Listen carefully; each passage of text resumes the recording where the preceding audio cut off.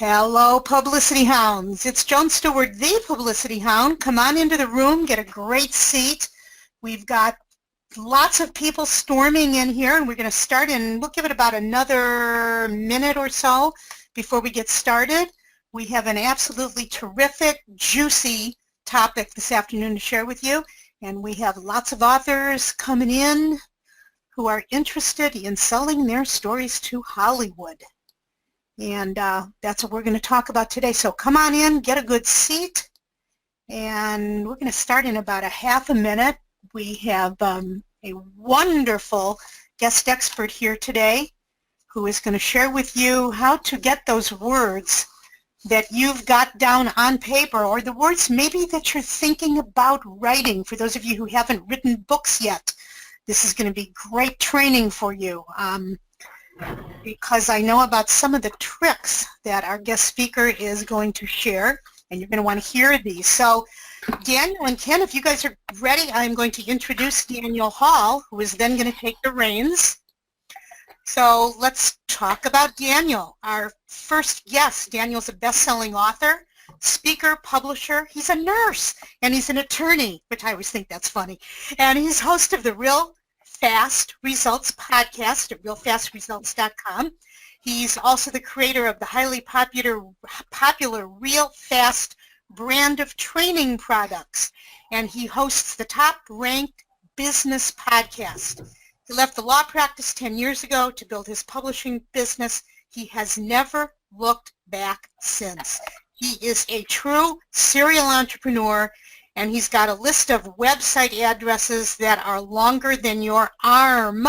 And so I'm going to, Daniel, welcome, and I'm going to turn the reins over to you. I'm going to get out of the way, and you can introduce our special guest this afternoon. All right. Well, thank you, Joan. It's always an honor and a privilege to get to chat with your fine community. It's always fun getting to work with you and your community, because generally they are more savvy, more sophisticated, just plain smarter, and that's great. It's a lot of fun to get to work with folks like that, and I know that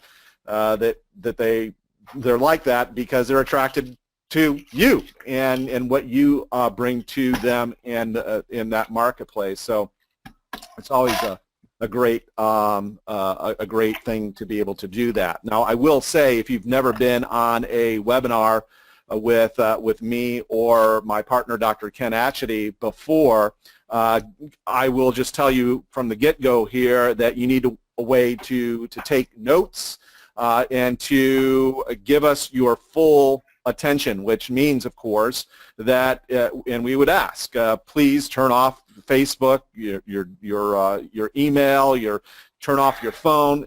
Give us your 100% attention, and I promise, if you do that, that you will not miss some of the important nuances, some of the important subtleties, which may well mean the difference between whether you sell your story or not. So it behooves you, it benefits you to give us your full attention. Now, our topic today is called Sell to Hollywood, how to sell your story to Hollywood for big bucks. And we do have a way for you to continue your education with us that we'll be telling you about at the end of today's training. However, you're not going to hear much about that until we have really delivered on our promise to you. And I do want to say that the training that we do have for you, the opportunity that we have for you, is Real Fast Hollywood Deal, which I've put together with Dr. Atchity, who is the owner and publisher at Story Merchant. And we show authors just like you, and storytellers, again, just like you, how to craft and sell their books and stories to Hollywood so that you can see your work on the big, or for that matter, small screen. But again, we're not going to mention that again until the very, very end. I did mention a promise, and I wanted to kind of start with the promise so that you know what to expect in our time here together. And in about an hour, maybe a little longer, we're going to show you exactly how and what Hollywood studios are looking for in the current environment and why most books fail to sell to the entertainment industry, and the sales document it takes to sell your story and how to write it for your book or your novel or even your nonfiction account. Okay, so with that sort of stated, with that sort of out on the table, let me just ask you here, is that why you showed up? Is that what you were expecting? If so, go to your questions box right now and type in heck yes, rock on, cheerio. Always wanted to know about this, something along those lines, so that I know that you and I are, again, on the same page. Excellent. All right. Thank you. Thank you for that. Let's see, who do we have here? We've got Mike and Lucy and Ruth and DS. All right. Cool. And more joining. All right. Excellent. So with that, I do want to just, I'm not going to spend much time on me. This is basically what Joan just told you about. I love what I do, and one of the things I absolutely adore is helping folks just like you to sell more of your books and your stories. This being a perfect example, the Real Fast Hollywood deal and my association with Dr. Ken Atchity, who is the real star here. And I'd really like to take a second now and introduce you to Dr. Ken Atchity, because just putting it very succinctly, Ken is the real deal. I mean, he's in the trenches now, doing movies, making deals like today, yesterday, the last 20 years, 25 years.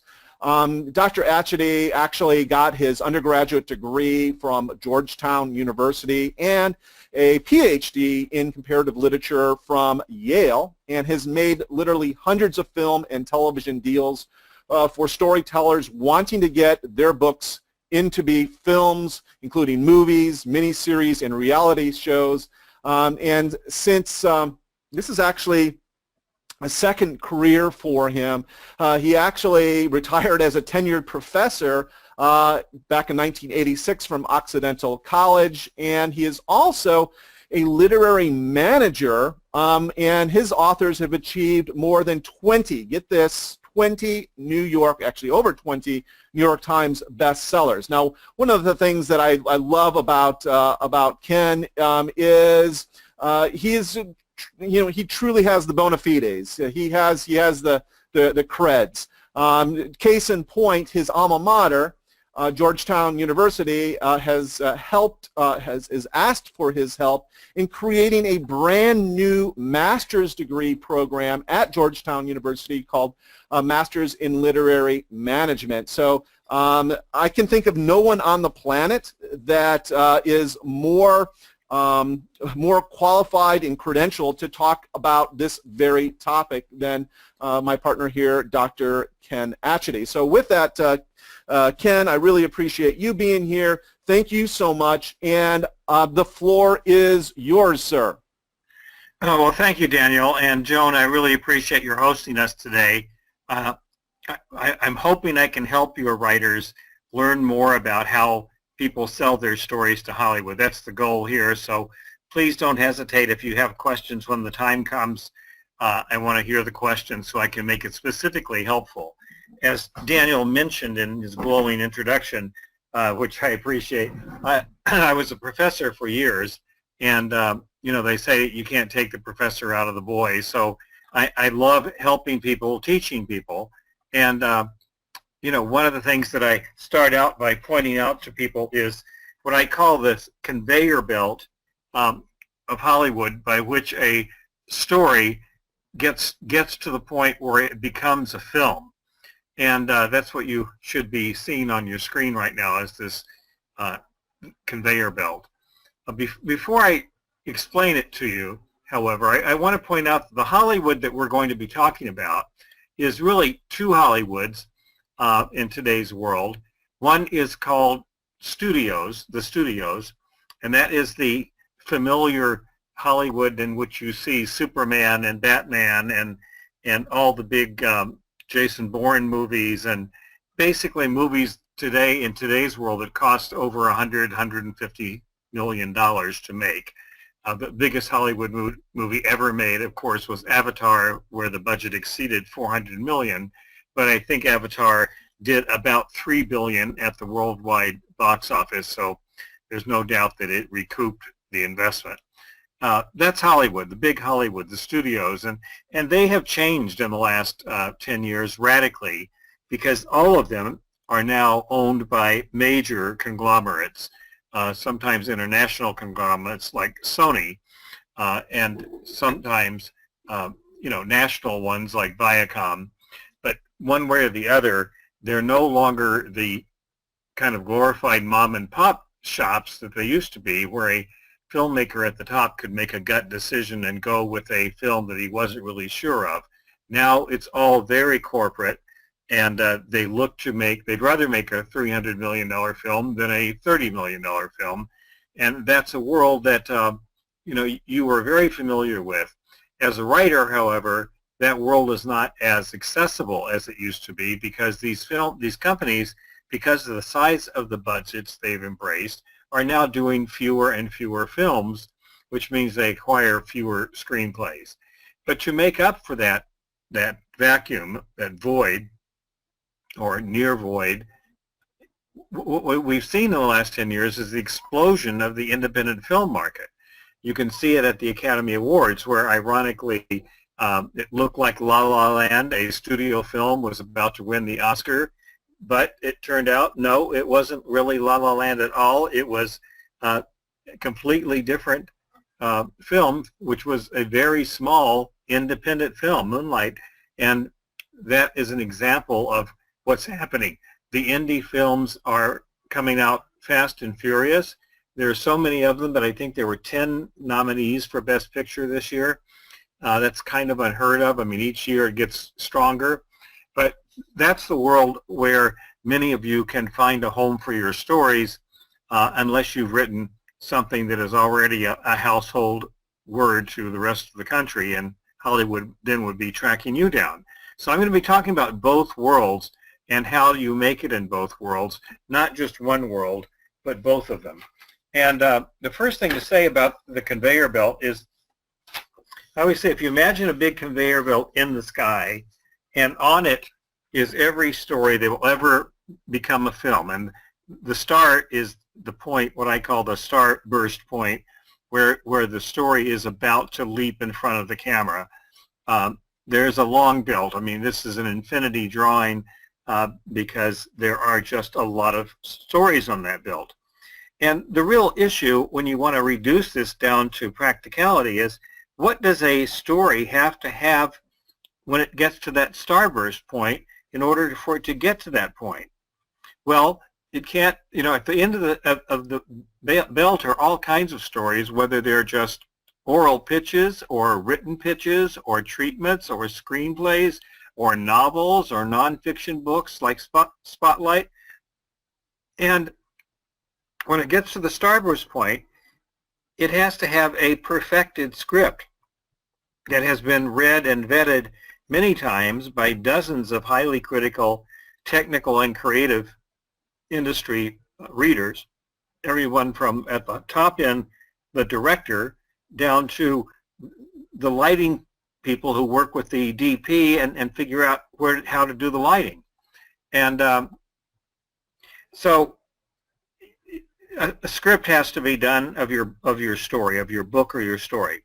Secondly, a budget has to be made and finalized and read many times and revised many times for things like location and how can we save money on this shot, et cetera, et cetera. And then it has to be bonded by a bonding company that guarantees to the investors that a film can be made on this budget. There has to be a start date agreed on by all the parties to the filming, where the key personnel are all available to begin shooting. That's crucial. And you have to make up your mind about a location. When we start planning a film, we do budgets for several locations. One film I'm working on now, and have been for several years, has 4 different budgets for different locations.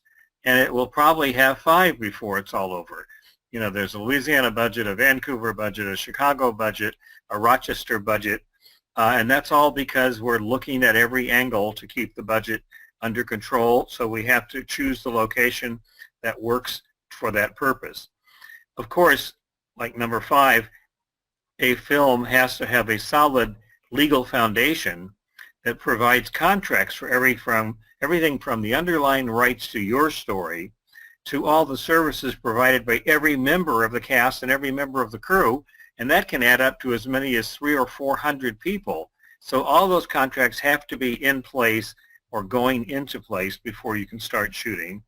It has to have a director, obviously, who understands the story, who's going to enhance the flame that you, the writer, created, and that the screenwriter hopefully enhanced, and then the director will be the final enhancer who uses all the artistic resources available to him or her to make your story as shiny and bright a flame as it can be.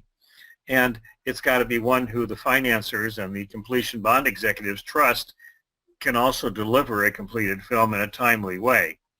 And number 7, it has to have a committed cast, suitable not only to the script, but also to the distributors, sales agents, and finance representatives involved, meaning casts that have box office value in the various countries. It has to have an international sales agent who's agreed that he will sell the film in every possible market once it's ready to be sold. And finally, it has to have a domestic distributor who at least has shown interest in distributing the film in the U.S. or who is going to a film festival where the film will be auctioned off to the highest bidder. So that's what the conveyor belt is, and I'm going to try to, talking both about studios and independents, talk about how your script moves along that, your story moves along that conveyor belt to the starburst point. Of course, you can get lucky, and I use this example of Joe Somebody because this was the fastest film I've ever been involved with in getting to the stage, to the stage of photography.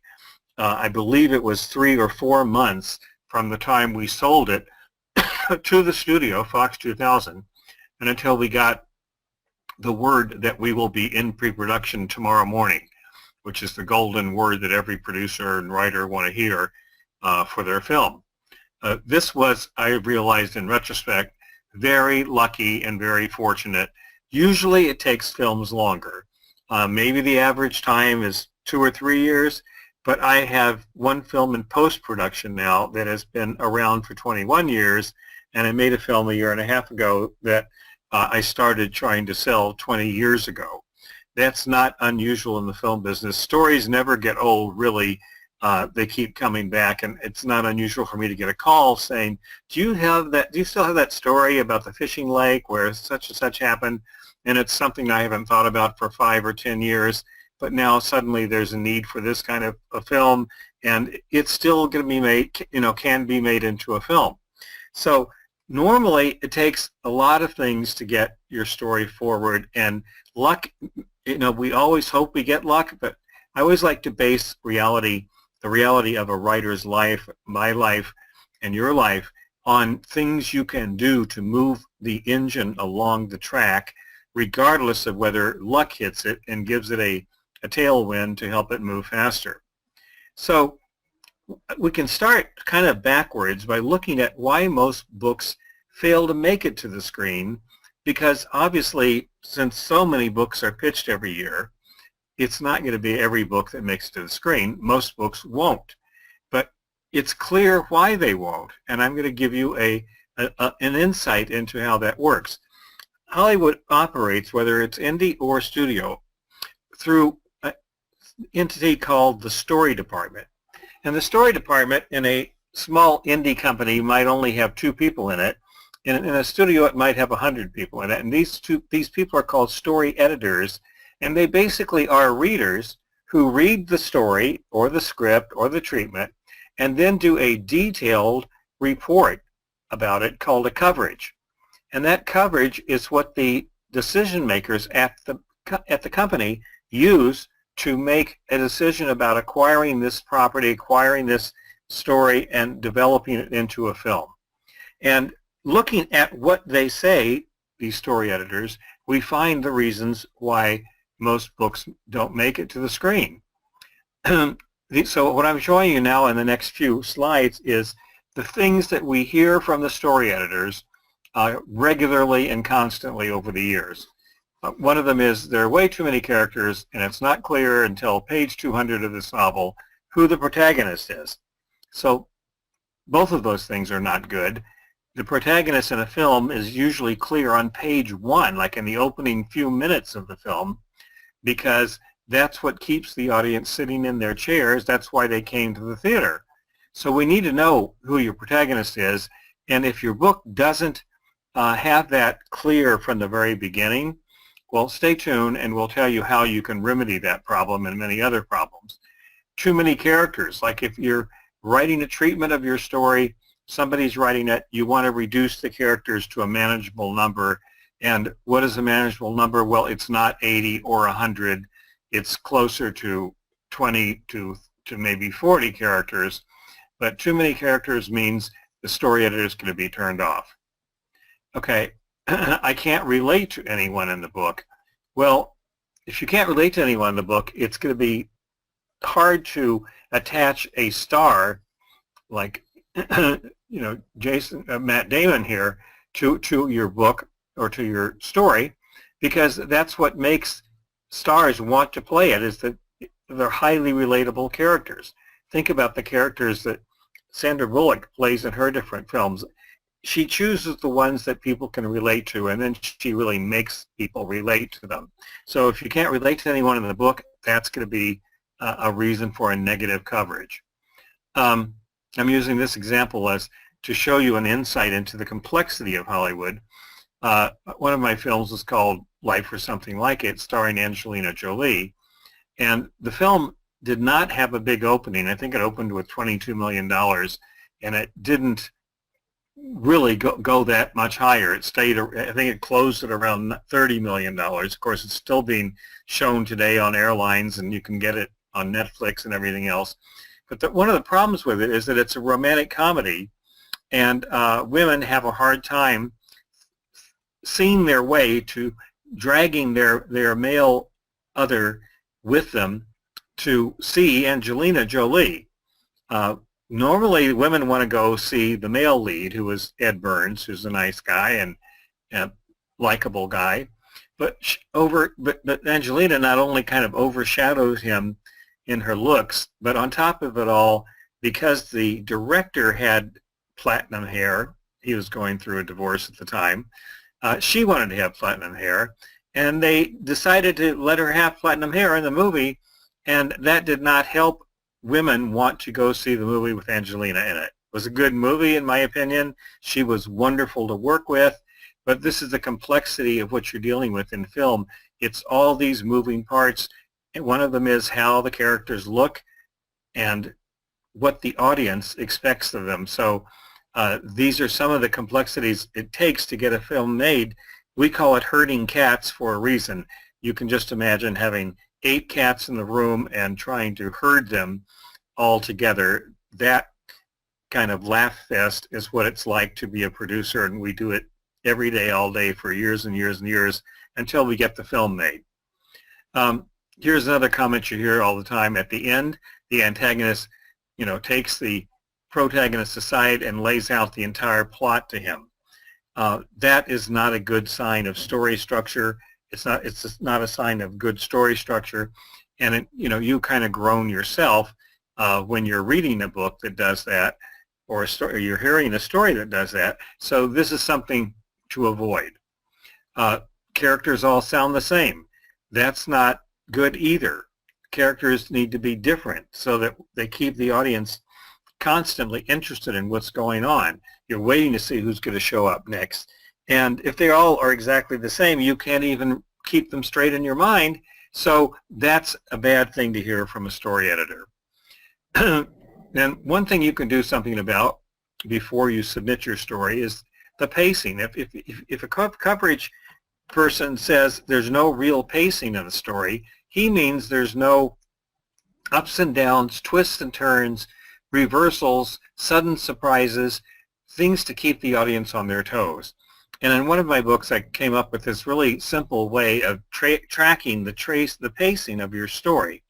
And that is to write down the various scenes of your story in very short sentences like this, and to, after you've gotten them written down on a single sheet of paper from page 1 to page 115, which is about how long a script is, you then just simply type a hyphen for each level of intensity you think that scene represents. And at the end of the 2 hyphens for the first scene there, you draw an arrowhead. And then when you've got all that done all the way down the page, you can link the arrowheads together with a straight line. And what you've got, if you turn that on its to the left on its side, as it is in the image beneath the up and down image, you've got a graph of the rise and fall of your story. You've got a picture of the roller coaster of your story. And here we see that it needs some work. It needs some work in the first third where there's too long a plane with no ups, and it needs some work in the middle where the ups and downs are a little bit too regular, and it needs some work at the end where we're not even sure what kind of structure that is. It really helps you design your story if you have this kind of a graph in mind. And you know, when the coverage person is reading it, they're actually keeping track of things like this. And in some cases, like once NBC showed me a chart that they used to track a story, it is very mechanical because they know where their station breaks are, and they don't want to lose the audience during commercial breaks. So they need to have a very high, well-defined peak, like scene 3 here, Jack the Stalker breaks out of prison. They need to have a very well-defined peak to keep the audience waiting until after the commercial. We know now that we just, you know, we can fast forward through commercials, but imagine the days when you couldn't do that. You need to have something that brings you back into the story. So you don't want people to say there's no real pacing in your story. The key to good pacing, I've just explained to you. I won't need to dwell on this slide because I've explained how to do it.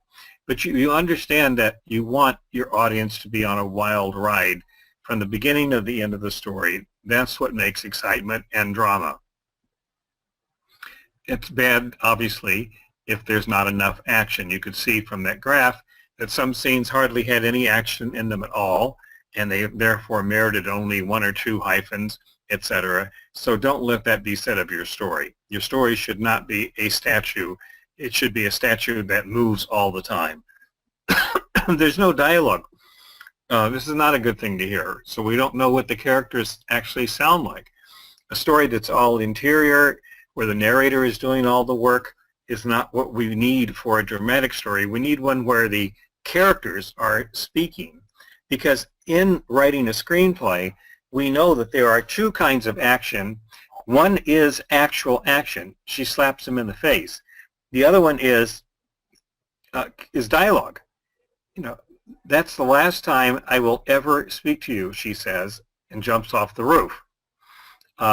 So that's clearly action, and then it's dialogue because she does the action after the dialogue. The dialogue itself is shocking and takes a part in the story. So what you don't put into a story is dialogue that is not action. Things like good morning, how are you, isn't it a lovely day? Words like that, dialogue like that doesn't belong in a dramatic story. The protagonist is reactive instead of proactive. We don't want to hear that. The protagonist is the main character in the story, the one whose story it is, the one who's supposed to be pushing the story happen forward and who's making the story happen. The story is happening through this character. So if all he does is react, then he's not a strong protagonist, and that means that they're not going to have an easy time finding a star who wants to play that role. So this is another warning you don't want to hear. At the end of the day, I have no idea what the story is about.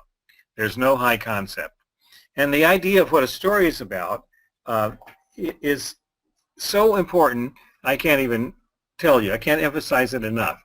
Searching for the log line, that is the one line that describes your story, you know, liar, liar, pants on fire, is a very funny concept for a movie. It's about an attorney who only lies and is suddenly forced to speak the truth. Bruce Almighty is a story that about an ordinary guy named Bruce who becomes God. So a high concept is really what I now realize after years of trying to figure it out as a professor. It is just the opposite of a high concept. It's really a low concept. It's a concept that everybody gets. Trump was a master of the high concept. Let's make America great again. Build a wall. These are high concepts that everybody gets. And your story, to make it in Hollywood, in the big Hollywood studio world, needs a high concept. A independent movie, less so. We can handle more cerebral things in independent films, but generally they too have an easily relatable concept. If you look at the movies from the last year or so, you'll see that's true. And Fences, the high concept is in the title itself. This guy is supposed to be building a fence for his wife. It's all she's ever asked him to do, and it takes them their whole lifetime to get this fence built.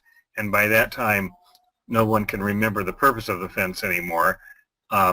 So high concept kind of permeates the drama world, the world of entertainment, and it's a very good thing for you to learn how to do. You don't want the coverage person to say, well, it looks like here that the main character, the protagonist, is 80 years old and speaks only Latvian. This is a dead sure sign that it will not be a studio movie. It may be an independent movie, but probably only if it's made in Latvia. And the fact that she's 80 means they're going to have a hard time getting that budget approved by the completion bonding company, by the insurance companies, just because she's 80 years old.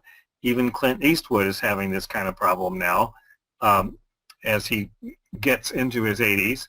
And it's for obviously actuarial reasons. It's got nothing to do with our prejudice against older people.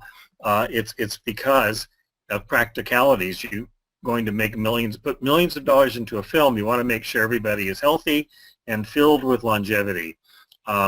So this is not a good thing to hear that the character is too old. It's set in Papago in the 1960s. It's filled with long passages in a language nobody knows. Needless to say, that's another thing you don't want to hear. There are no set pieces that make it into a movie.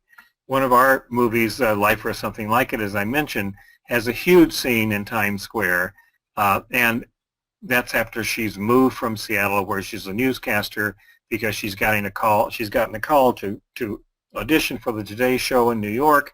So suddenly we go from neighborhoods in Seattle and little business districts in Seattle to the excitement and breadth and shocking electronic display of Times Square in New York, and that's called opening the movie up. It's called a set piece. We have a whole scene there where she's running in Times Square and gets shot. That's a set piece. The set pieces you see in a war movie when it's all-out bombardment. In Hacksaw Ridge, where Andy Garfield's character is taking one man after another down that cliff from the battlefield.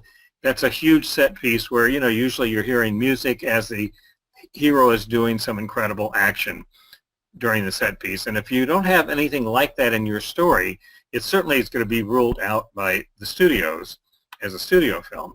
But independents too will be worried about it, but not so worried, because they will know that they have to put that into your script as they write a script based on your story. And you don't want to hear there's no third act, it just trickles out. More and more novels these days have this problem, and I'm convinced that it's because the editors are so swamped in New York they don't have time to edit all the way to the end of a story. And this is not what the audience wants. The audience wants to get what it paid for. What it pays for is a really great feeling when they're leaving the theater. They want to feel good about themselves, and feeling good about themselves means that they relate to the end of the story. It's either a tragic ending or a happy ending. It's not an uncertain, ambiguous ending. That's the realm of indie movies, and even those movies don't do as well as the ones where there's a definite ending. So make sure your third act is every bit as exciting as the first two acts of your story before it gets sent in for coverage. And to have someone say the whole thing is overly contrived means that the pieces don't quite fit together. They feel forced. They feel like somebody is trying to pull something on the audience. There are all kinds of rules of writing dramatically. One of them, for example, is that you put all the players on the table in the first act. You don't add a brand new player in Act 3 who suddenly has a lot to do with what's going on. That's usually called contrivance. Deus ex machina is another word for it. And so you don't want to have your story look contrived. Hopefully it wouldn't even get as far as a coverage if it has a lot of contrivance in it. But believe it or not, we see coverages that say this. And now that we've kind of gone through that, Daniel, do you want to interrupt or ask any questions, you or Joan, before I go on to talking about how you market a story?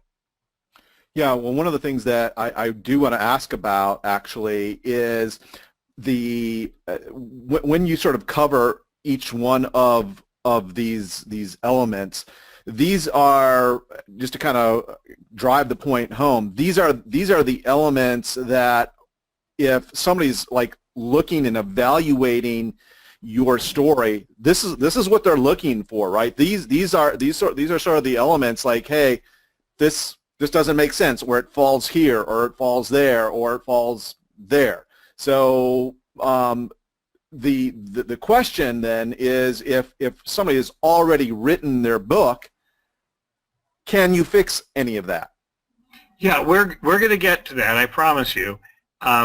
We're going to get to it because we're going to talk about a treatment and what a treatment is, and I think we're just about to get to that point.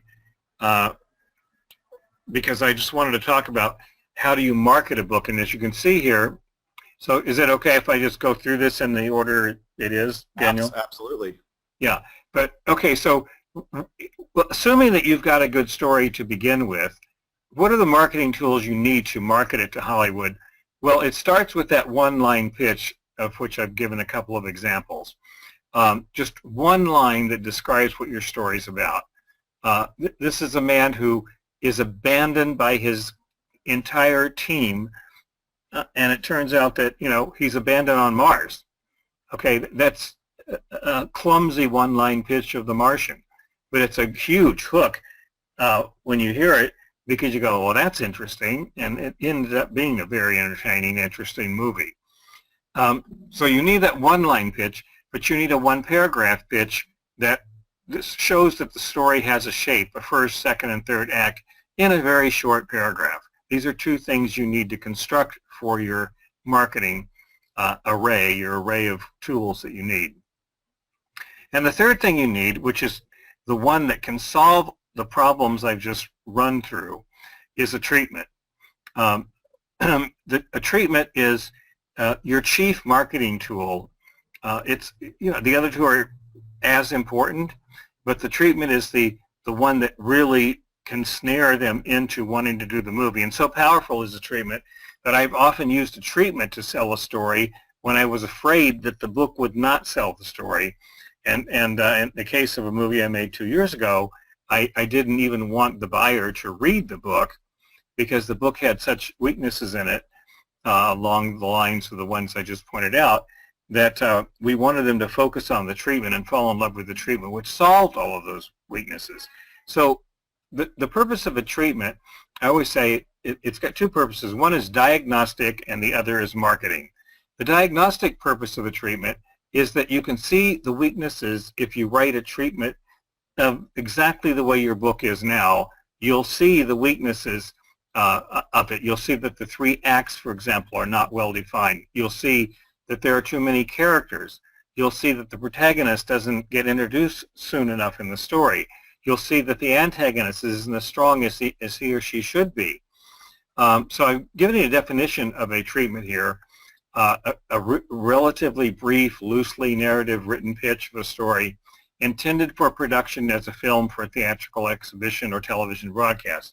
It's written in user-friendly, dramatic, but straightforward and highly visual prose in the present tense, and highlights in broad strokes your story's hook, primary characters, acts and action line, setting, point of view, and most dramatic scenes and turning points. That's what a treatment is. So let's say you've written your treatment following your book, and then you look at the treatment by itself and you say, you know what, I see all these problems. So now what do? You rewrite your treatment so it solves those problems. You push the protagonist's introduction up to the opening page. You make sure the antagonist is very, very strong. You cut 10 of the 15 supporting characters, because in a treatment where you're just trying to hook your possible buyer, you want to keep it simple so they actually understand the arc of the story. So you write that treatment solving all those dramatic problems that existed in your story, and you submit the treatment when you're asked to after submitting a one-line pitch, which is almost always by email if you aren't able to speak to the people in person. You go to Pitch Fest where people in fact let you do a one-line pitch, and I always make a point of critiquing the pitch because that's where I can be directly helpful to someone. Let me tell you that you need to do this pitch differently. I once got a pitch at a Pitch Fest in Atlanta, and I said to the extremely earnest and wonderful visionary writer who is now one of my partners, I said, Warren, that is one of the worst pitches I have ever heard, and it's one of the greatest stories I've ever heard. So we just made sure Warren, learned to pitch better and stayed away from Pitch Fest so that we could focus on getting his movie made, which we are well into at this point. Once you give the one-line pitch, you're asked for what else do you have, and you can send a paragraph pitch, and then the person you send it to might say, what else do you have? Do you have a treatment? Do you have a book? Do you have an outline? What do you have? And that's when you send them the treatment. And that is the most important part of the sales transaction, because if they're hooked on your treatment, they're going to carefully assess whether the story could work for them. And if it can work for them, they're going to help you solve problems with whatever it is you've got, the book or the script behind it. So that's what a treatment is all about. Ken, this is Joan. Ken, regarding the treatment, can you give us an idea of approximately how long it is? How many words, for example? Well, as I say here for a reason, it's relatively brief. And the reason I say that is that I spent with a partner who worked on treatments with me. I spent 2 years surveying television and film executives throughout the industry about how long is a treatment. I mean, one of the 10 questions we asked them. And the answers ranged from 3 or 4 pages to the longest treatment anyone had ever seen was 40 pages, but it was mostly dialogue, and it was written by James Cameron, and it was the treatment to Terminator. So it was virtually the screenplay without, all the dots dotted and all the T's crossed. So normally we see treatments in the range of 10 pages. If we see it's longer than 10 pages, although we'll get it read, we probably won't grab it and read it ourselves. We'll get it read. We'll send it to the story department. Okay. So it really, somewhere between 5 and 10 pages is probably the ideal length, but there are no rules about that. And this is not a classroom situation, even though it can sound that way when somebody like me is like summarizing everything to you.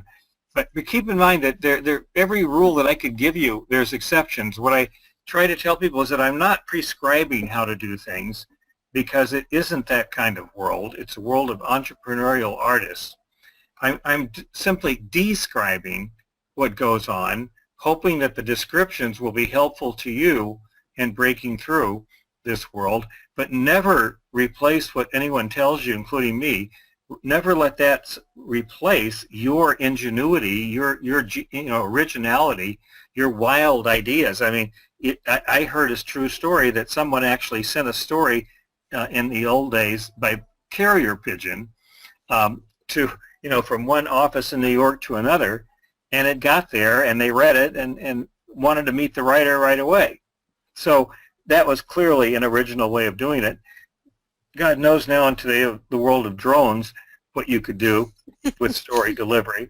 But the whole idea is to find a user-friendly way of doing treatment. So when I look at a treatment that doesn't have many paragraphs, it's like one big block of type, I don't want to read it. Why? Because I'm spoiled. I like quick little messages, you know. I like texting. I like, you know, simple lines. I don't like big blocks of type. My eye is lazy like many other people's eyes because of our cell phones and the bombardment we go through all day of every kind of a message.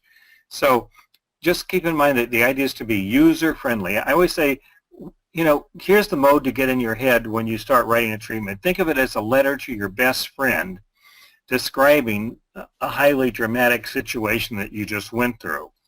And it's present tense. It doesn't worry too much about syntax. Words like moreover, however, therefore have no business in a treatment. It's the most informal kind of persuasive writing. That's what a treatment is. And yeah, but I'm happy to answer any questions about it, any other questions anyone might have. Okay, that's good. Thank you, Ken. Sure. So these are just little reminders of what you should remind yourself of when you sit down to turn your book into a treatment if you're going to do this yourself. Can it be set in today's world? If the fact that your book is set in 1940 is not material to the actual story, then see if you can make it contemporary. Much of the time, I know it is material to the story, and you do what you can, but it's easier to sell a story that's contemporary. Does it have a male lead in the star range of 35 to 60 in it? Of course, if your story is a female-driven story, it won't have that, or it probably won't have that. But the reason that this makes it is the line of least resistance is because more women who are the primary audience of both film and television, more women want to see male lead stories than they do female lead stories. Of course, there are exceptions, but for 40 male leads that you can think of whose mere whose mere decision to get on board makes the movie financed immediately, for every 40 men, there are about 10 women that have that power, and you know who they are. It's getting stronger and stronger, but it's not dictated by sexism, which is one of the things that annoys me about the Oscar situation. It's not detailed by sexism or racism even. It's dictated by markets. Markets that go to the movies are driven by women, and most of the women want to go to male movies. And how do we know that? Because we see movies that aren't male-driven not doing as well at the box office. So it helps your story if it has a male lead. If it doesn't have a male lead, just make sure your lead is very strong so that one of those 10 women is going to be dying to play it, because people like Sandra Bullock, Meryl Streep, Jennifer Lawrence can make a movie happen as well. Make sure your protagonist, we've talked about this, is clearly defined and sympathetic with a very big problem, a dark problem that would really bother all of us who were faced with it. That's what we mean by a relatable protagonist.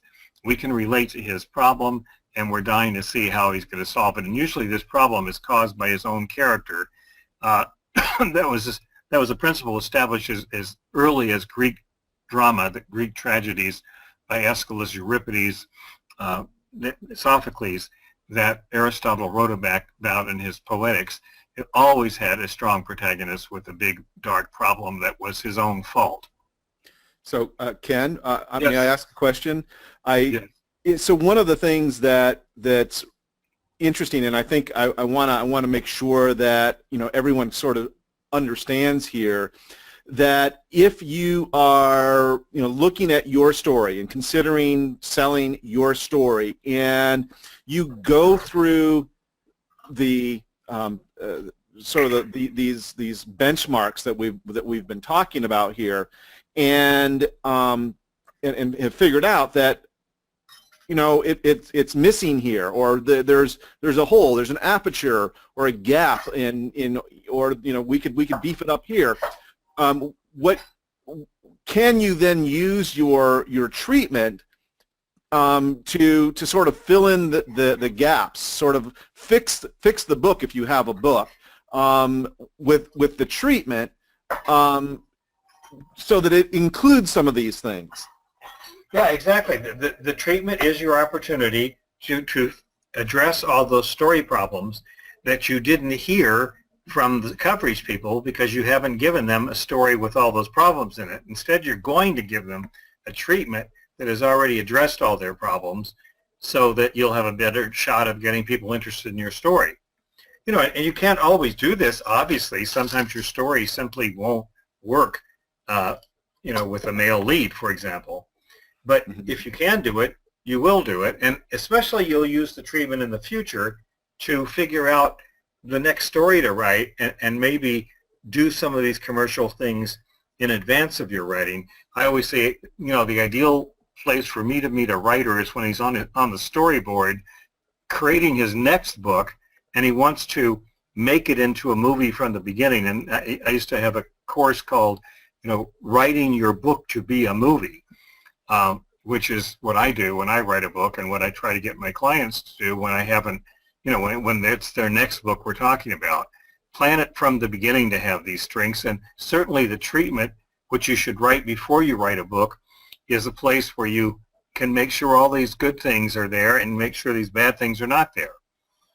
Is that excellent? Yeah, exactly. All right, I just wanted to make sure that we were all on the same page with that. Yeah, and when we talk about sympathetic characters and relatable characters, this is because there's a clear motivation. You know, characters are trying to save their lives, save someone else's life, fight against, you know, the unbelievable weather odds like an earthquake. You know, there's always got to be a motivation that we don't have to think about. The audience instantly gets and wants to see it. They're running for their lives against away from a madman, away from a monster. You know, there are movies on the road where there's road rage and you're wondering if this truck is ever going to stop following you, and the motivation is simply to survive. Like, we need to see the motivation right away. It can be love, it can be terror, it can be fear, it can be sheer heroism, as in the case of, you know, Hacksaw Ridge. Again, Andy Garfield only wants to prove one thing, that his bravery is equal to the bravery of the soldiers carrying guns. Just because he can't carry a gun or doesn't want to carry a gun doesn't mean he's not brave, and he gets the chance of his life to prove that. So he's completely sympathetic, clear, and relatable character. Mel Gibson is very good at creating stories like that. If you think about it, all the way from Mad Max to, you know, his Braveheart, you get the character, the main character's motivation, and you can't wait to see what he does next. And as I've mentioned already, make sure your antagonist is clearly defined, sympathetic, powerful as your protagonist, with a worthy goal, so that it's a better match for your protagonist. If you have a weak antagonist, it doesn't mean much when your protagonist mows over him and wins the day. It's got to be one where you truly don't know, you know, whether you're going to succeed against this person or not, or against this wicked stepmother. So that's important. And clearly make sure your story's 3 acts are clear. You know, a story has to have a beginning, a middle, and an end very, very clear in the audience's mind. It doesn't have to be done in order, as one Italian director pointed out, but they have to be there. And the ending has to be satisfyingly conclusive, so you walk out of the theater or away from your television set feeling like, you know what, that was a great story. I feel very satisfied. It was worth the time I spent. It was worth the money I paid. So, Daniel? So I just want to kind of check in here with you. Have you gotten a lot of value from today's training? Has this opened your eyes? If so, go to your questions box and let us know. Have we delivered on our promise to you? And just type in heck yes, cheerio, rock on, something along those lines. You know, basically we want to know that you've been pleased by your time that you've invested here today. Thank you for that. I really, really appreciate it. Teresa and Kamal and Laura and Lucy. Okay, excellent. Very, very good. All right, cool. And let's see. DS says, makes me feel good about where I am with book number 1. Book number 2, also well on its way, but needs work. Excellent. Very nice. All right, so we've got more to share here with you, and I really wanted to take a second before we get into the Q&A and introduce you to how you can, in fact, continue your education with Ken. I want to introduce you here to the Real Fast Hollywood Deal in association with Story Merchant, which is the program that Ken and I put together. It's basically meant specifically for you, to help you get your story onto the big or small screen. Now, before I kind of go into it here, I do want to start with a disclaimer and just let you know that especially in Hollywood, we can't guarantee your success or that you'll sell your story or that it will be made into a movie or a show or even ever make a nickel. And by the way, beware of any guarantees, especially when dealing with Hollywood, that people can do things for you. But what we are saying is that with Real Fast Hollywood Deal, we could drastically increase your odds of success if you follow the training and your story is good. And yes, you're also lucky. But I'm sure Ken has something to say when it comes to being lucky, especially in Hollywood. But again, we just wanted to make sure that you know that. Now, what you get with the Real Fast Hollywood Deal, and it's obviously super important, is how to go about crafting this written sales pitch for your story that makes it virtually impossible for someone to say no to at least talking to you further. Okay, and that's huge. Obviously, the beginning of that conversation, the desire to begin a conversation is obviously crucial in the final selling of your story. Now, the value of this skill, while priceless, I have actually put on here is a value of $197, which it is very, very definitely multiples of that, bringing the total of everything you're getting today to $197. Now, of course, it doesn't end there, because one of the other modules in this training is why Hollywood likes books, and because it does like books versus a story that might be in your head or something that's not reduced yet to a book. And of course, then the elements your story needs to exhibit before you try to sell it, okay? And again, the value for this part of the training is $197, bringing the total value to everything you're getting today to $394. Then in this module, we're going to take you through and show you how a typical Hollywood book deal is structured, okay? And the big reason why this is important for you is so that you know what the deal is. You basically can adjust your expectations so that they're in line with reality going in. And again, this is a huge value just because, and I'm sure Ken will tell us this, but a lot of writers, a lot of authors actually they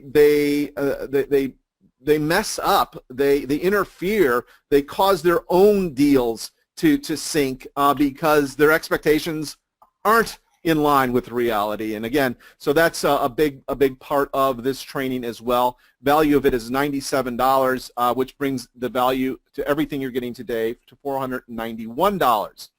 Then in this module, we're going to actually show you and teach you how to get a maximum payday from your book. So again, so that you don't have to deal with letting rejection by the Hollywood marketplace actually stop you. This is a business. I mean, there's absolutely no doubt this is a business of rejection, and you need to kind of keep going through, but with a plan, right? With some intelligent design behind what it is you're doing. So obviously, this also is a very crucial element of your success, and I have put the value on this at $297, bringing the total value to everything you're getting today to $788. Now, here's the other really interesting thing as well. You know, this is show business, but like all business, it is a people business. People buy stories, okay? Studios don't buy stories.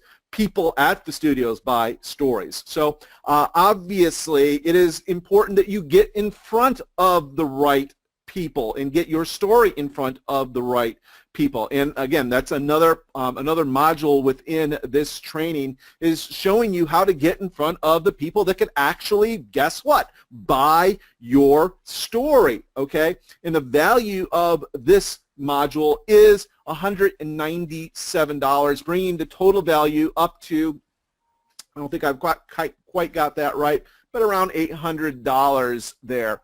Now, the other thing that's really, really important about this whole process is how to go about and really discovering how this story acquisition process works, so that you, this is a super important point, so that you make a good first impression with it, so that you put your best foot forward. Again, this can make or break you from the get-go. I mean, if everything else is perfect, but you get this part wrong, you sink yourself. And again, the value for this part of the training is $97, bringing the total value of everything you get today up to $885.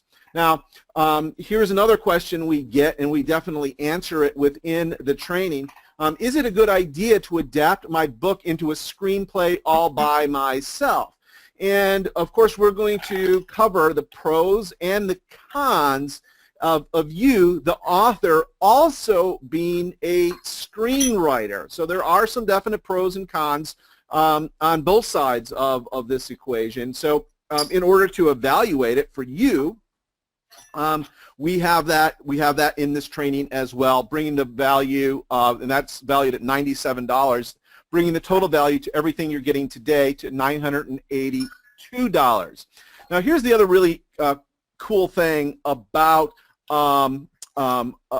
your story, and that's how to redo your next or current story at the drawing board, again, to make it instantly more saleable. So obviously, it's about getting a story that is marketable, that has a market for it, and crafting the story in such a way that it's easier to sell. The probabilities, the propensities that it will sell are higher. Obviously, again, this is a very, very needed part of the equation, and the value here for you is $297, bringing the total value to everything you're getting today to $1,279. Now, here's the other thing that I believe is just really, really the cat's meow, especially when you look at the credentials, the bona fides of Dr. Ken Atchity. You actually get in-person access to Dr. Ken via our Facebook group. This is at least a $250 value, but you know, along the way, you're going to have questions. You're going to, want to know for your specific story. What's the next step? What's the best approach? Again, you have access to both Dr. Ken and myself within our closed members-only Facebook group, okay? And that brings the total value to everything you're getting today up to $1,529. So as you can see, this would be an absolutely astounding deal if it were just $1,100. But you're not going to pay that. It would even be a better deal at $897, but you're not going to pay that. Not $497, not $297. You can get this entire package for only $197 through a very special deal that I negotiated, or actually that Joan negotiated with us for only $197. But I will warn you, it is a time-limited offer, okay? We call this basically special beta tester pricing. You are essentially at the ground floor here that you can get in on this deal right now. And the place to go, by the way, it's in your chat. If you are here live with us, go to realfasthollywooddeal.com/Joan and grab this very special deal right now while the getting is good. Now, one of the things I really wanted to do here is just to kind of show you that that Ken works with some of the very best, and he is among the very best in Hollywood, actually doing deals today. Ken, can you talk about Jerry Blaine and Lisa McCubbins here and what we're doing? I just want to give people a flavor for some of the success that some of your devotees have found. Yeah, Lisa, I met Lisa McCubbin when she was I would say a ambitious but not fulfilled housewife in Aurora, Illinois. I ran into her at a book festival, and she was very charming and persuasive, and invited me to the group picnic that evening. And by the end of the evening, I agreed to read something of hers that she assured me was very, very powerful and well written. And it was a very powerful story. It was a story of her grandfather and his kind of famous career as a basketball coach.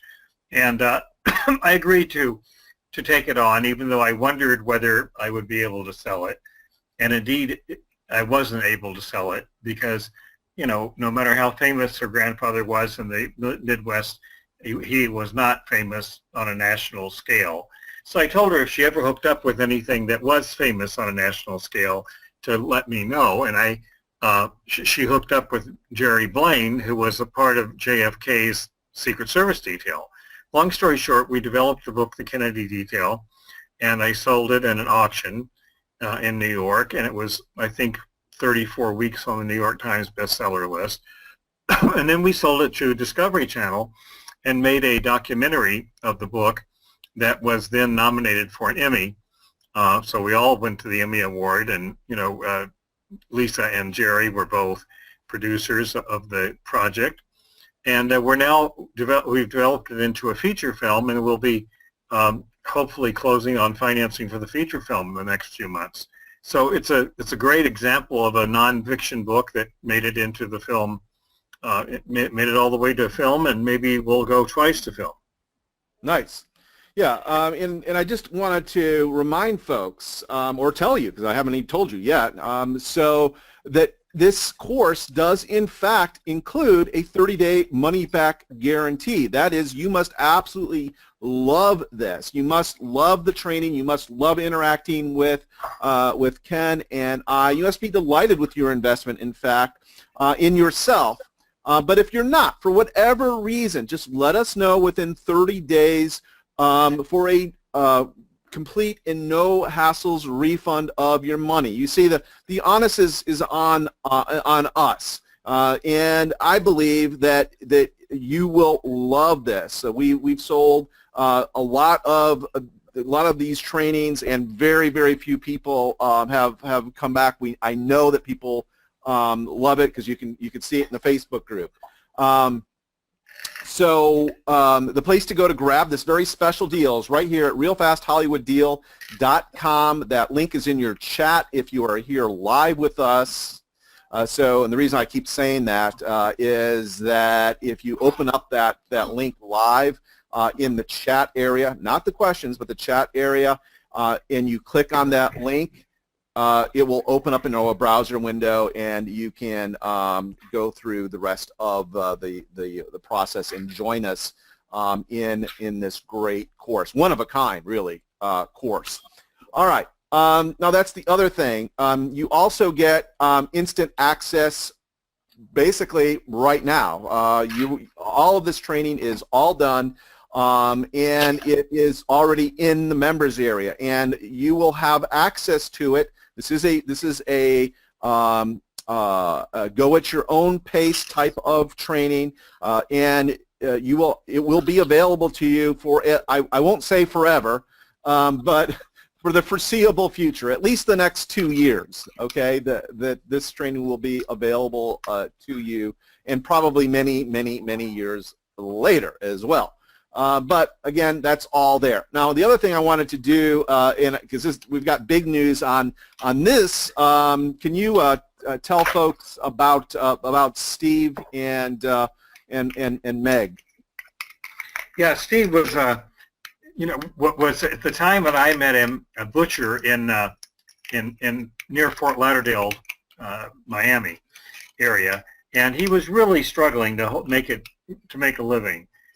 In fact, at one point early in the deal, he didn't have enough cash on hand to take his family to McDonald's, he told me. And the next day he made a deal for $1.1 million with Disney for Meg. Meg sold in an auction for $2.2 million to Doubleday Bantam. It became a line of, I think, 6 sequels, and then 3 or 4 or 5 other thrillers that we sold for him. And Meg has been in development. It's the one I mentioned that's been 21 years in the making. It was finally shot last year, at the end of last year, in New Zealand, and is in post-production right now to be released next summer, 2018, as a huge blockbuster movie. It's about a Jurassic shark, 90 feet long, and it is a non-stop thriller. And what's fun about Steve is that he was not a writer. He saw an idea in a magazine. He saw an article about these real creatures called the Carcharodon megalodon, the ancestors to all today's white sharks, and he turned it into an amazing fable. When it came into my editing company, it was way too long. It was 700 pages long. It had 3 or 4 plot lines, etc. And with a little work for a few months, we turned it into something that completely changed his life. I'll never forget when I called him to say that Disney had made an offer and was giving him 1.5 hours to answer it, or they'll withdraw it from the table. It was called a preemptive bid because they knew that some studio was going to buy this. And I asked him if he was going to accept the offer, and he said, I have to talk to Kim, his wife. And he called me back about 20 minutes later and said, Kim said to tell you, I won't use the exact language, that if I don't take this, she will do the following. And I said, well, is that a yes or a no? And he said, oh, it's an absolute yes. So that was a couple of days after they couldn't eat at McDonald's, and he has not had that problem for the last 20 years, has continued writing. He teaches writers. He's just a complete man on fire. His dream came true. And as I always say, Hollywood is a place where you become an overnight success in 20 years or less. But I've seen Steve and other writers of ours come from just being a guy on the street, kind of, who never thought he could do it, to a guy who sat down and burned the midnight oil and dashed something down and wrote, a great story. A great story is more important than a beautiful work of literature that is not such a great story but is well written. And he knew how to tell a story. And that's why I'm so happy with his success. And he started life as a butcher? Is that what you said? Well, he started life doing all kinds of things, but he ended up in a meat company in Fort Lauderdale, a kosher meat company, and he's written about that too, because it's just where he ended up was he was trying to, support a wife and children. Wow. And I know you love this story, but before we tell it, I want to tell folks to head on over to realfasthollywooddeal.com/Joan and get in on this deal. if you've made the decision to go ahead and grab it. And what about this one, James Michael Pratt's The Last Valentine? I know you've got a great story on this one too. Well, my mother had a lot to do with this story. And it turned out at the end, she and Betty White could have been sisters. They looked exactly the same, as I told Betty on the set in Atlanta when we finally got to shoot the movie. Jim Pratt, who was working in Utah, he was kind of a minister, but not really. He was part-time minister in Utah, and he had really bad headaches, and the only thing that gave him any relief was when he was writing. So he wrote this wonderful World War II romance story, and it was a great story again, but it was a self-published book, didn't look too good as a book, and wasn't well edited. And because I was making some movies at the time, I asked my mother to read it, and she called me 3 days later after she received the book and said, "Honey, whatever you do, please, you need to get involved in this story. You need to get involved." And she insisted. So I called up Jim, and we made a deal. We added to the book for him, sold it at auction in New York. He went on to write 6 more books. And finally, we ended up making the movie, The Lost Valentine, because Hallmark told me, we're going to never call a movie The Last Valentine, not this company. So it was called The Lost Valentine.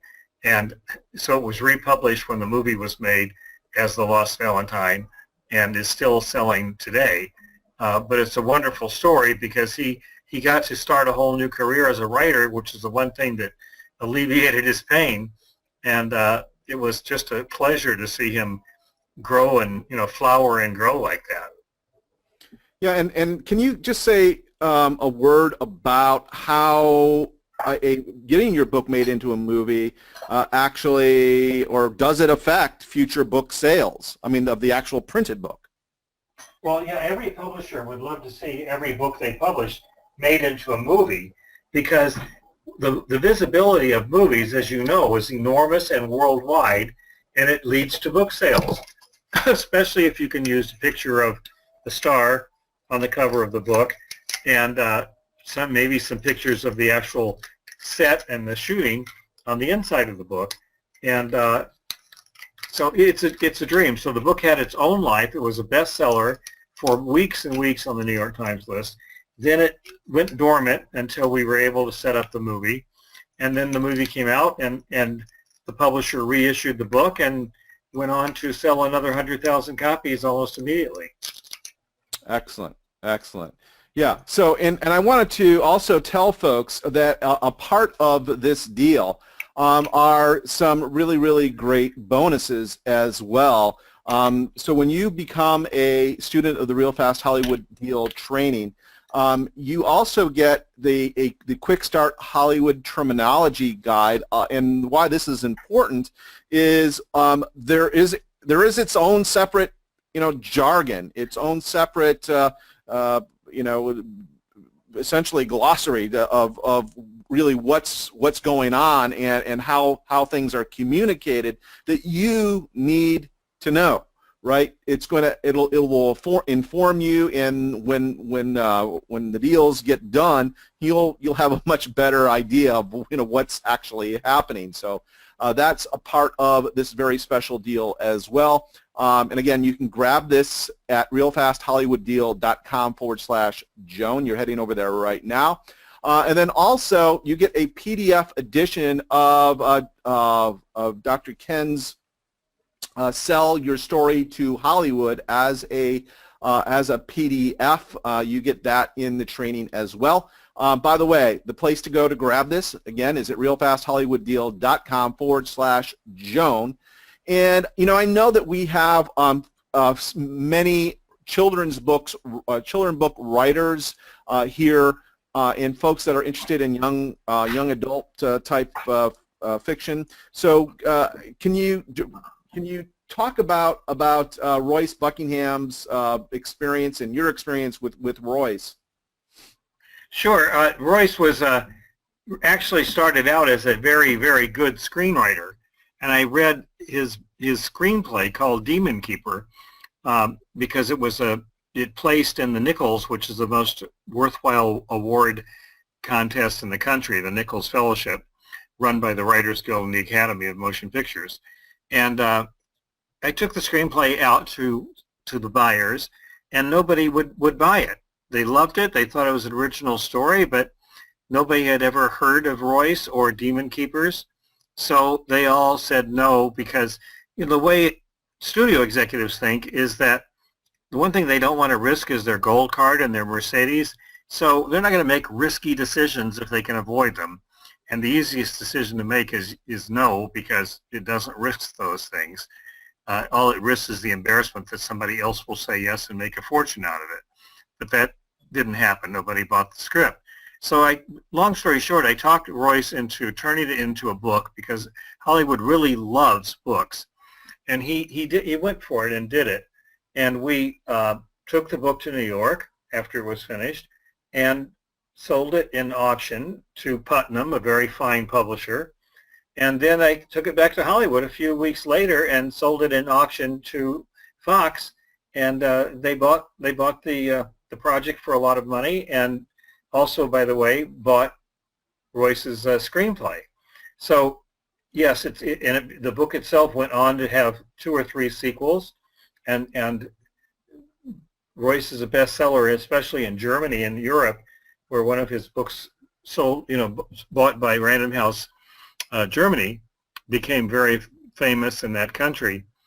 So he's got a whole career. He was actually an attorney, and was able to leave his attorneyship the way Daniel did to fulfill his dream of just writing. He started out telling stories to his kids, and then he started writing them down, and long story short, there he is now. He's an established writer. Great. Yeah, thanks for sharing that. And again, what would you tell folks that are interested in writing or have books geared towards young adults and children?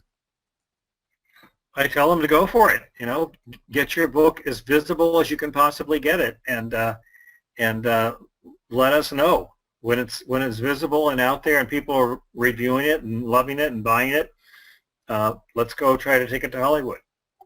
Right. So, and I know we've got a couple other great stories here. And before you tell them, I want to invite folks to head over to realfasthollywooddeal.com/Joan now, and go ahead and complete your purchase.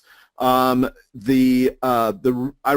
the story. Well, actually, I love both of these stories with Rexanne and Dennis, but because they're different stories. Let's start with Angels in the Snow. Can you tell folks about what went on with this particular book and Rexanne?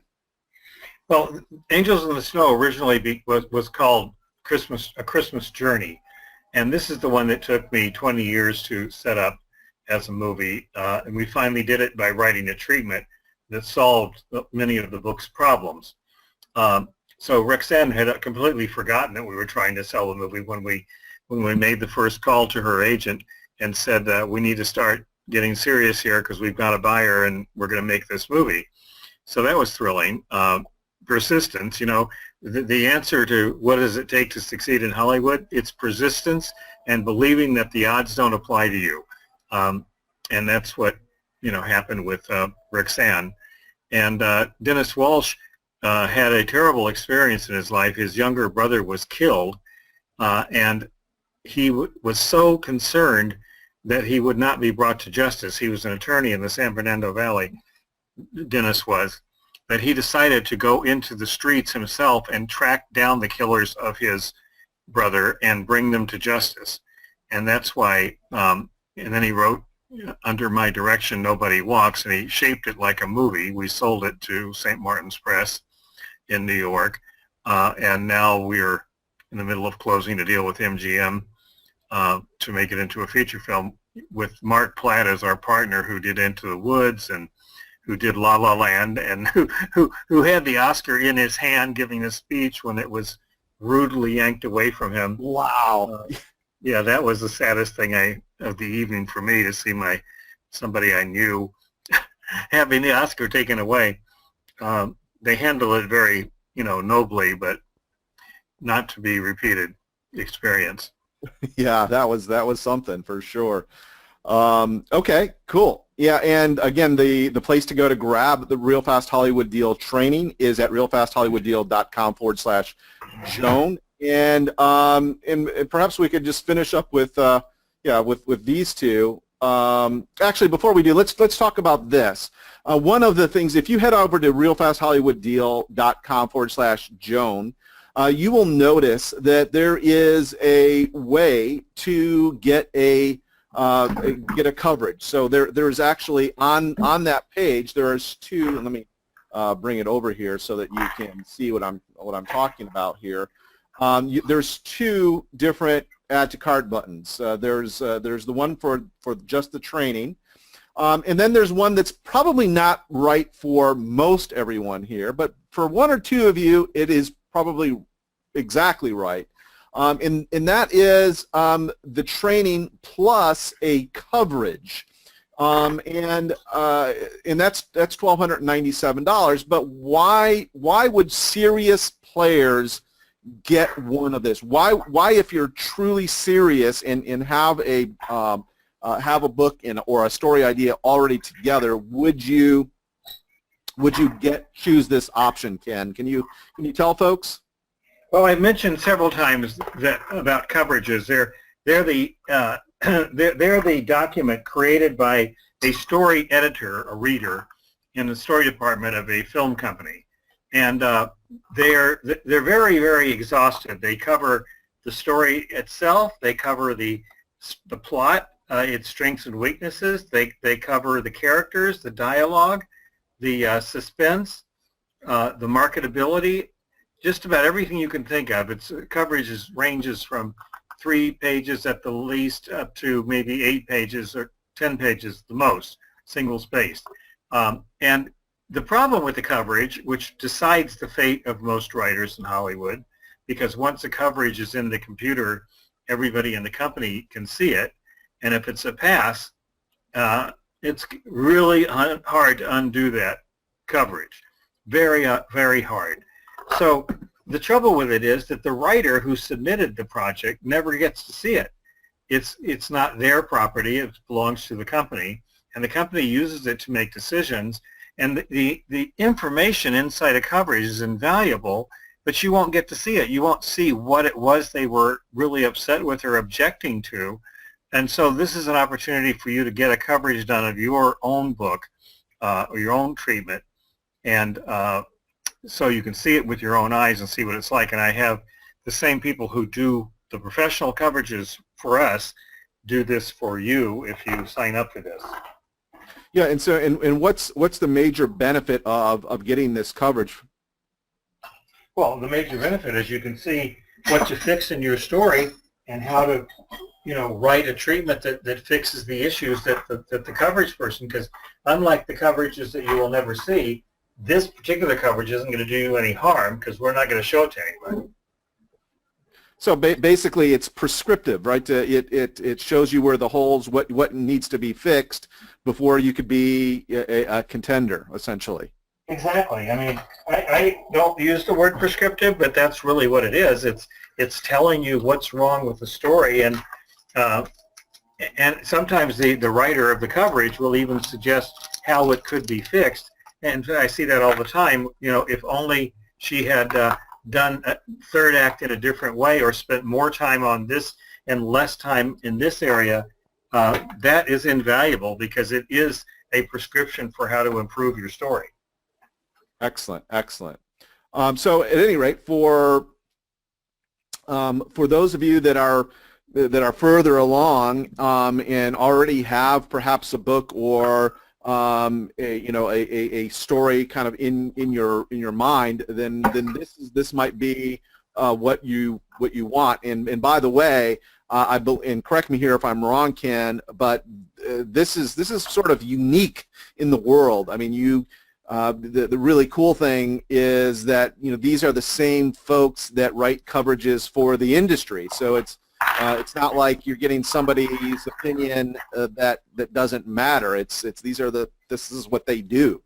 which I think makes it super unique and a super actually profound opportunity for the right folks. And again, that's at realfasthollywooddeal.com /Joan, or in its here on this page, right over here under right above Meg. That's the add to cart button that you'd want to tick off. There. Okay. So with that, let me close that, and let's start to get into people's questions here. Or Joan, did you have something you wanted to add here? No.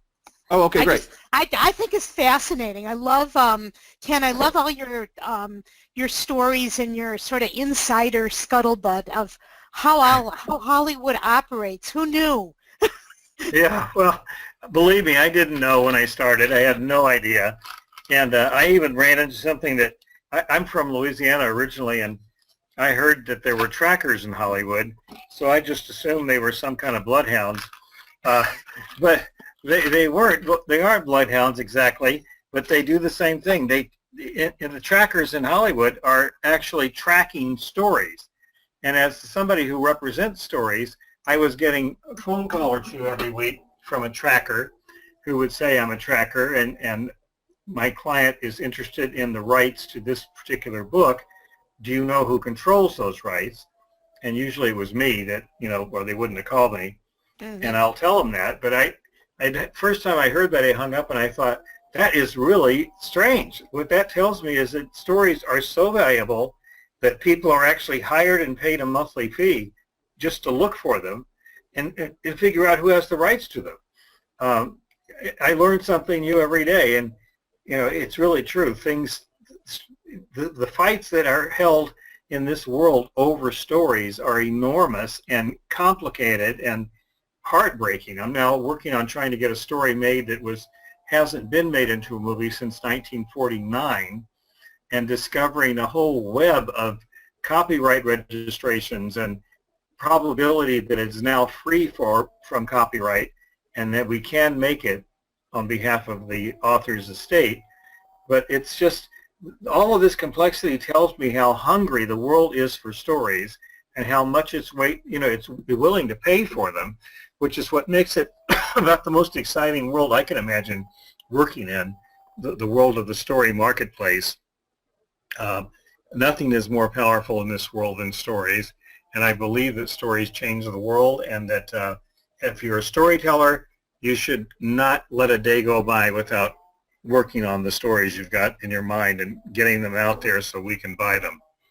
I've got a question about what happened. You gave us some great examples of authors whose stories were sold to Hollywood and turned into movies.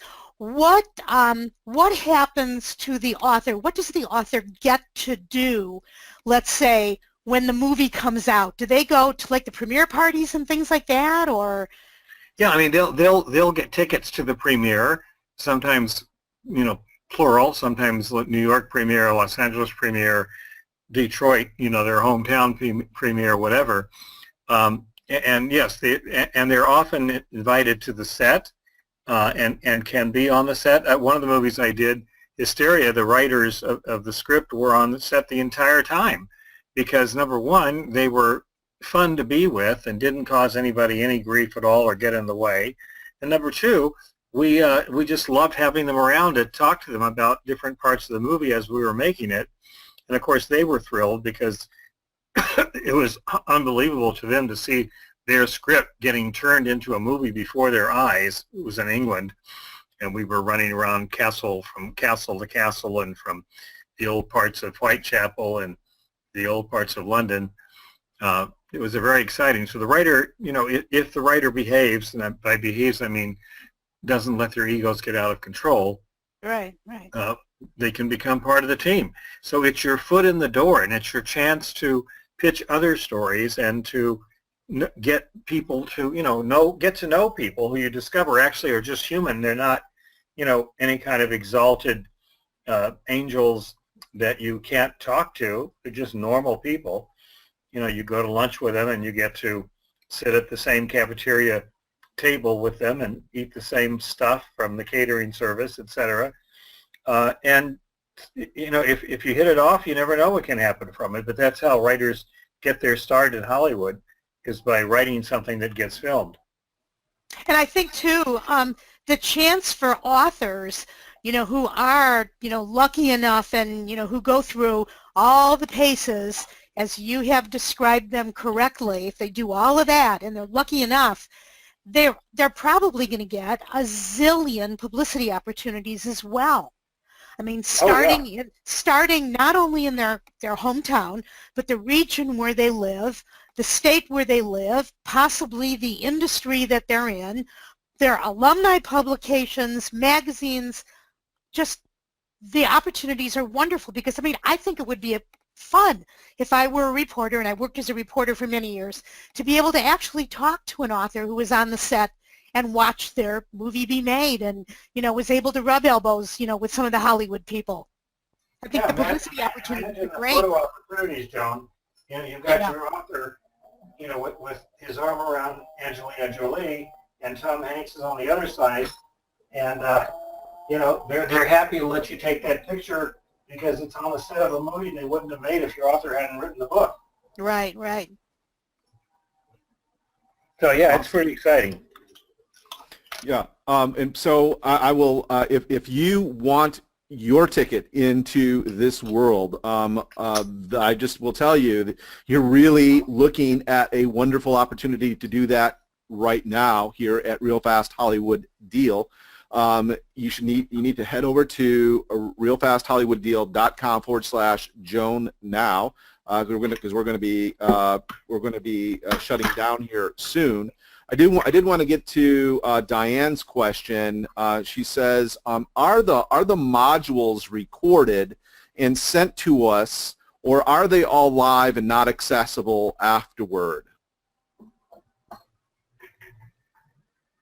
Well, Daniel, you can answer that better than I. You're the technical guy. And so the answer is yes. They are all they're all recorded. They're already in the members area, Diane, and they, as I perhaps you didn't hear, but they're going to be available for at least 2 years into the future. I won't say forever, but at least 2 years, probably many more years after that. And it is a you know, go at your own pace type of training. But again, remember that both Ken and I are in the Facebook group as well. So and you know, we have folks, you know, answering questions. Matter of fact, I think I saw Ken in there today answering somebody's questions, you know, a student question. So yeah, it's just a awesome opportunity to, I mean, honestly, here's the real deal. I mean, the fact of the matter is that in my humble opinion, if you're serious, it's worth having access to Ken within the Facebook group. Just that alone is worth many multiples of what we are asking here for enrollment. So everything else to me is just is just icing on the cake. So yeah. So you know, again, this is a wonderful opportunity. Actually, let me bring this over here so you could see. Let me close this up. So yeah, here's Real Fast Hollywood Deal live on Facebook right now. You know, here's Irene was asking a question here. Ken answered a little while ago. So we have folks in here asking questions and getting, you know, basically getting the help they need to get their story on the big or small screen. So yeah, the place to go right here, realfasthollywooddeal.com/Joan. Any other questions before we close up for this afternoon? Let's see. Diane says this was one of the best webinars on this topic I've ever attended. So thank you for those kind words, Diane. Yeah, I really thank you. appreciate it. We try. Yeah. All right. It doesn't look like we have any additional questions. So, Joan, yeah, I'll get to you, Laura. As soon I let folks in. I'll let folks in as soon as we go through the entire order process. But yeah, I will let you in here in a few moments. Okay. All right. Let's see. realfasthollywooddeal.com/Joan. You're heading over there right now. Joan, do you want to have concluding remarks here? Just that this was one of the best webinars I've seen. I loved, in addition to the specific guidance that you gave Ken, point by point by point, do this, don't do that. If you happen to screw up and you did it wrong, here's a way to sort of fix it. Right. And I love, too, all of your insider stories. You're definitely the real deal. You are truly one of the insiders in Hollywood, and you know your stuff. And I think authors would be crazy to pass up this deal. As Daniel said, just to be able to have access to you in the Facebook group to say, Ken, I got this idea, what do you think of this, to get your guidance and feedback before they do something wrong, or your guidance on how to take an idea that they have and make it even better.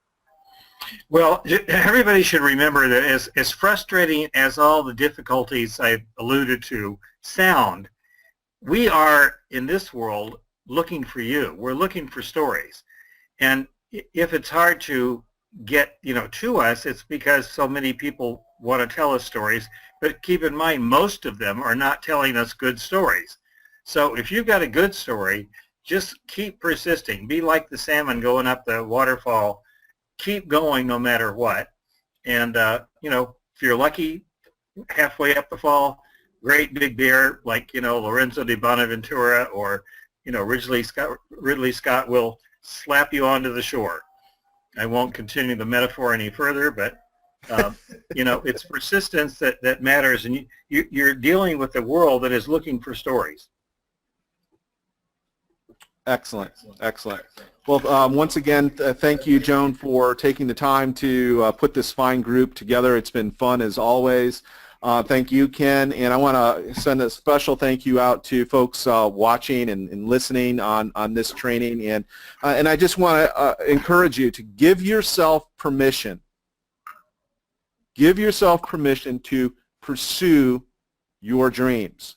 If you have always dreamt of having your story on the big screen or the small screen as a miniseries or whatever, all I could say is that this is a grand opportunity, and I hope for your sake that you allow yourself to reach for that golden ring. Hey, Daniel, can I add something here? I heard Ken say that two things that are really important to making this work, to seeing your book made into a movie, and I copied it down here as he said it.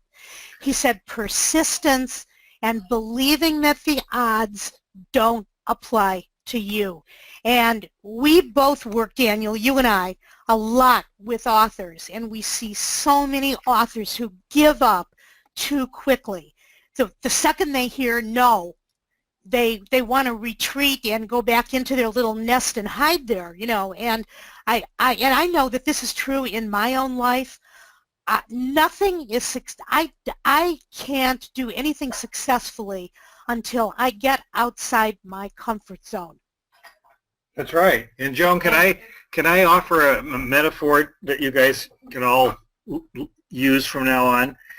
I always say when it comes to rejection, if there's a great big blackboard in the sky that has every rejection your story will ever get written on it. And the only problem is you can't see it. Mm-hmm. So if that's true, then what do? You just keep going as fast as you can until you get that yes. And that's the only way to operate. That's exactly the way the world is set up. You can't see all the future, thank God. And that means get all those no's. Get them as fast as you can. And know that the wrong person saying yes is worse than anything else. So you just want to keep getting those no's until finally somebody says yes. I mean, we're in the middle of that with the film we've been trying to finance for 3 years. We suddenly got hold of a billionaire, and he was on the phone saying he would be humbly delighted to be part of this film and to finance it. There you go. And you know, and we were like, believe me, we were at all levels from bottom to mid-level of enthusiasm and all of that stuff. So all those emotions that are working you over all the time, they are not predictive, as a psychiatrist friend tells me all the time. Emotions are not predictive. So if you base your life on your feelings, that's nonsense. Base your life on your vision and on your actions, and be true to both of them every day and keep going. How does the phrase go? If you keep doing what you've been doing, you're going to continue to get what you've always gotten. Yeah, well, insanity is defined by doing the same thing over and over again, expecting different results. Different results, exactly. Right. And so I'm successful when I am so frightened that I'm frightened by fear. But you got to just jump off the high board and hope you don't do a belly flop. And when you do, pick yourself up and swim to the side of the pool, get up, brush yourself off, and try it again, and keep trying and trying and trying. And it's like throwing a pot of spaghetti against the wall. Something will eventually stick. And when you watch the Oscars and you hear the acceptance speeches, you hear over and over again that these people were just like you. They were trying, and they didn't believe they were ever going to make it. They kept trying and trying, but they never gave up. I mean, that's why the scene in La La Land where he goes to Nevada to pick her up in front of her house and drag her back to the audition is such a touching scene to people in the business, because she thought she was giving up, but down deep inside she didn't want to give up. She just couldn't handle that it was so hard. And as Tom Hanks's character says to Madonna's character in A League of Their Own, don't ask me about why is it so difficult. The difficult part is the great part. If it were easy, everybody would be doing it. And no, not everybody on your block has made a film, but you be the one that makes it, because you're not going to give up, and you're going to go through the difficulty, and you're going to end up thinking it was all worth it. Yep. So I wish everybody the best of luck, and don't be shy when it comes to getting your stories out there. And I hope you're in the workshop where we can get to know each other better. And Daniel, thank you for inviting me, and Joan, thank you for being our host tonight. Thank you, Ken. It was fun, and I loved all your Hollywood insider stuff. Yeah, well, there's much more. I just can't broadcast a lot of it. Thank you, Daniel. All right. With that said, head on over to Real Fast Hollywood Deal. This is your last chance. If you've made the decision to go ahead and join us, we would love to have you. realfasthollywooddeal.com/Joan. That link is in your chat, or likely probably right below where you are now watching if you're on a replay. So grab one of these two special deals that we have for you, either Real Fast Hollywood Deal training, or the one that includes the training as well as the coverage, which if you could at all do it and it makes sense for where you are in your process, I would definitely suggest grabbing that one for those of you that it's right for. And finally, I want to just welcome you into the Facebook group. Make sure that once you get into the training, that's really the first thing that you go and do is add yourself or request to join the Facebook group. And I'm going to be letting in people in here in just a second if Anthony hasn't already started doing that. And finally, I will just say that this really is a golden a golden opportunity, and I hope for your own sake that you allow yourself this opportunity. And go right now, realfasthollywooddeal.com/Joan and grab it right now. Yes, Joan. Am I correct that the closed Facebook group, that once people get in there, that there's no such thing as a dumb question? Exactly. No, that is correct. In addition to that, I will also say that if you're watching this on a replay or a rebroadcast and you see the countdown timer up above,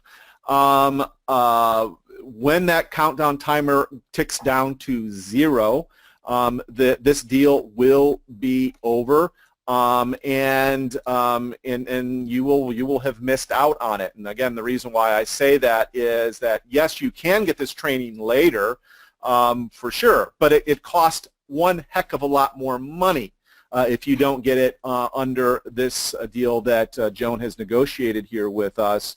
And why pay more? You know, why be on the outside looking in when you could have made the decision that in your heart of hearts, I know that like down deep in your gut's telling you whether this is the right decision for you. And if your gut's telling you, yes, this is what I really want to do this, I see myself doing this is right for me, then just cast all your other fears away and do it. If on the other hand, your gut's telling you, no, this isn't right for you, that's fine. At least you have an idea of what it takes to now get a story published in on the big screen, and no harm, no foul, where we will part friends either way. But I'm going to appeal to you and to your own inner voice as to what's the right decision for you. But do so, please do so. Follow that voice, if possible, right now, before that timer ticks down to 0, because the page automatically redirects and goes to a much higher price. So don't miss out on it. Head there right now, realfasthollywooddeal.com/Joan. Thanks once again, Joan, and we will see you in the members area and on the Facebook group. Goodbye, everyone. Thanks, Daniel. Bye. Thanks, Ken. Bye-bye. Bye-bye.